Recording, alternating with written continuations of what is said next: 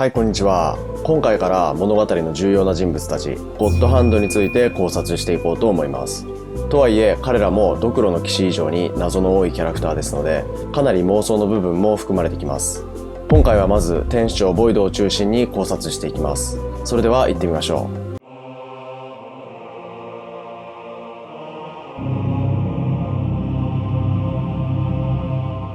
現在分かっている情報から言えることは、ゴッドハンドは以前人間だった。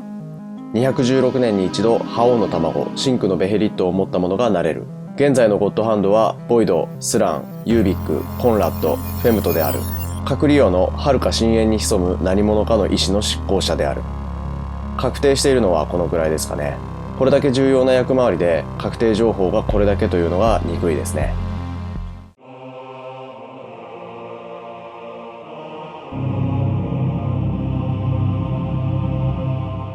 今までの考察でも話している通り、彼の異様に肥大した脳、拷問されたであろう顔の造形から362話を見る限り、ボイドは旧ミッドランドを生贄に捧げた拷問された賢者であったと思われます。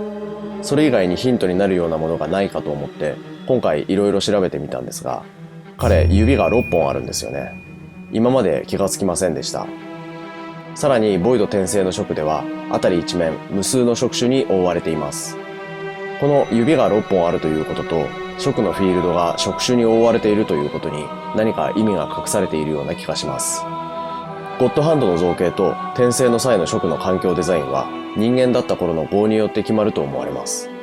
グリフィスといえば鷹、故に白い鷹は漆黒、闇の鷹となり、触の時は一面の顔に埋め尽くされています。この情景は彼が夢に向かう中で積み上げてきたあまたの屍を表していると考えられます。であれば、ボイドの場合はどうでしょうか。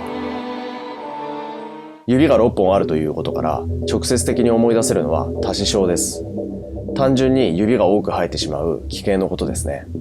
多死症について調べていくとすぐに見つかる情報が、インドなどでは多死症の子が生まれると神の子として大切にされるということ。また、ボイドという名は英語でボイド、空虚や虚無という意味ですよね。虚無を便宜的に数字の0と表現すると、ここでも連想できることがあって、0を発見したのはインド人と言われています。彼にまつわる情報の中からすぐにインドというキーワードが2つ出てきました。多少無理やりかもしれませんが、もしかしたら彼はクシャン人だったんではないでしょうか。次は触の現場を覆う無数の触手の意味について考察していきます。触手を細かく見ていくと、爬虫類の尻尾の鱗がやたらゴツゴツしてひょろ長いようなものもあれば、蛇の胴体のような模様のついたもの、タコの吸盤のついた足のようなものなど、様々な形態があることに気がつきます。蛇から連想できるもので何か象徴的なものはないかと探っていくと、古代の象徴の一つでウロボロスを思い出しました。ウロボロスは蛇もしくは竜が1匹が輪になって自分で自分をハムタイプと、2匹が輪になって相ハムタイプがあります。蛇は脱皮して大きく成長する様や、長期の飢餓状態にも耐えられる生命力から、死と再生、不老不死などの象徴とされます。ウロボロスはその蛇が自分の尾を加えることで始まりも終わりもない完全なもの、永遠の意味を得るに至りました。しかしボイドの職においては、蛇が自分の尾を加えるといった表現はなく、ひたすら触手だけの世界なので、これは象徴的意味としては違うと思われます。蛇やタコ、もしくは単純に触手というイメージでいくと、西洋ではおしなべて悪魔的であるという印象が強いです。タコはそもそもユダヤ教のレビ記で食べてはならないものとされ、それが発端となって西洋全般で恐怖と嫌悪の対象となっていますし、葛飾北斎の春画などから公職やむさぼりというイメージもあります。以上のことからボイド転生の職において現れた無数の触手は、恐怖や嫌悪、むさぼり、強欲、公職といったイメージが浮かびます。ここで繋がってくるのが、かつて覇王ガイゼリクが暴虐の限りを尽くし、帝都は七肉林と化し、拷問を受けた賢者が4人ないし5人の天使長を呼び、一夜にして帝国を地中に沈めたというおとぎ話。暴虐の王ガイゼリックのイメージとボイドの職の象徴的イメージが奇妙な一致を見せています。これは一体どういうことなのでしょうか。それを解き明かすため、全くの僕の仮説ですが、勝手にボイド誕生秘話を作ってみました。今回は実はこれが本題です。どうぞ僕の妄想をお楽しみください。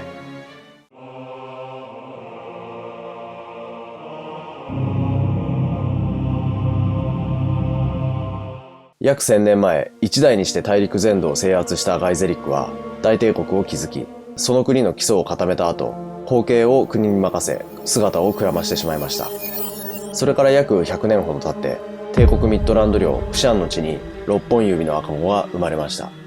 クシャンの宗教では、タシショウの子供は神の子として重宝され、村を挙げて彼を崇拝し、あらゆる高等教育とクシャンに伝わるあらゆる魔術を教え込まれました。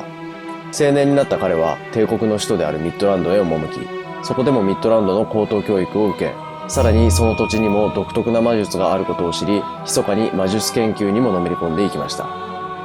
彼が高等教育を受けている時、すでにミッドランドの政治の中枢では神童が現れたという噂が立っていました。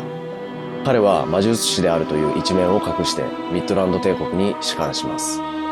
当時のミッドランドはユーラシア大陸を席巻したモンゴル帝国のように、支配された土地の人間であっても優れたものであれば政治の中枢まで上り詰めることができる実力主義の気風がありました。クシャン人である彼を煙たがり引きずり下ろそうとする者もありましたが、洋の東西両方の魔術を習得した彼にかなうものはなく、ある者は失踪し、ある者は病にかかり、ある者は気が狂いました。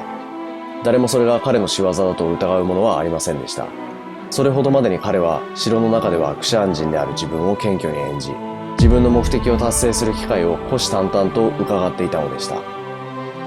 彼の目的、それはもちろん故郷を支配したミッドランドの実権を握り、大帝国をクシャン人の手によって乗っ取ることでした。彼はついに王の右腕、大宰相まで上り詰めます。この頃には彼は帝国一の大賢者として王の信頼も厚く、名声を欲しいままにしていました。しかしそれが彼の真の目的ではありません。彼は王やその側近たちに魔術をかけ、国の政治を我が物にしていきました。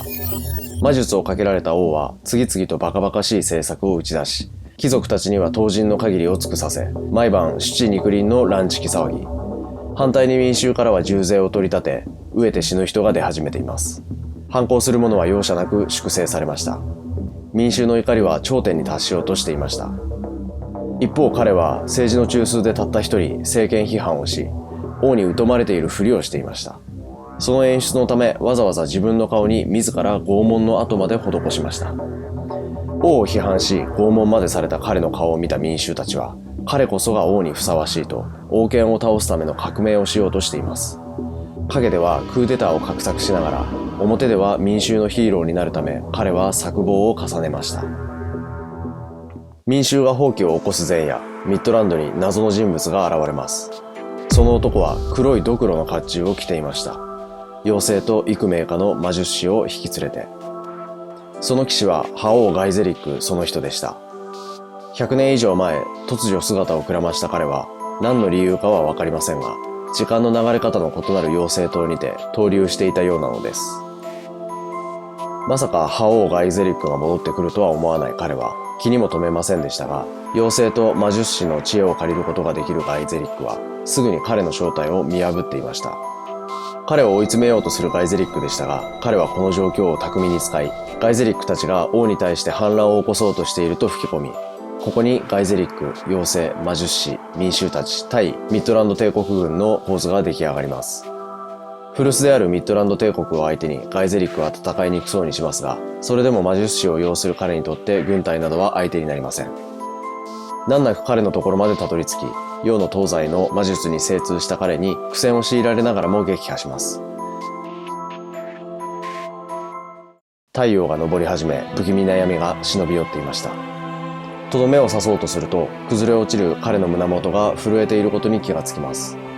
それは彼が故郷であるクシャンの土地を離れる際に、一人のサドゥーからもらった覇王の卵、シンクのベヘリット。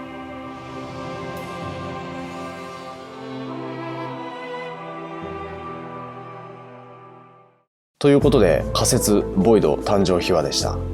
そしてあのショックにつながるという仮説なんですけど、ここまで妄想を爆発させといてあれなんですが、このストーリーだとボイドが帝国に対しても国民に対してもガイゼリックに対しても全く愛を感じていない設定なので、蜀で生贄に捧げる対象がないんですよね。この仮説だとあの蜀の場面の一面の触手という恐怖や剣を貪り、強欲、公職のシンボルに理由付けができるんではないかと思ったんですけど、これは考察失敗ですね。皆さんはどう思いますか？ちょっとなんか他にアイディアあったらご意見聞かせてもらえませんか？そもそも自分一人で完全な答えを出そうということではなく、皆さんのコメントとかも参考にしながらチャンネルを作ろうと思ってます。もちろん賛否両論あるでしょうが、そもそも正解不正解はないと思ってるので、チャンネル登録、高評価、コメントなどよろしくお願いします。それではご視聴ありがとうございました。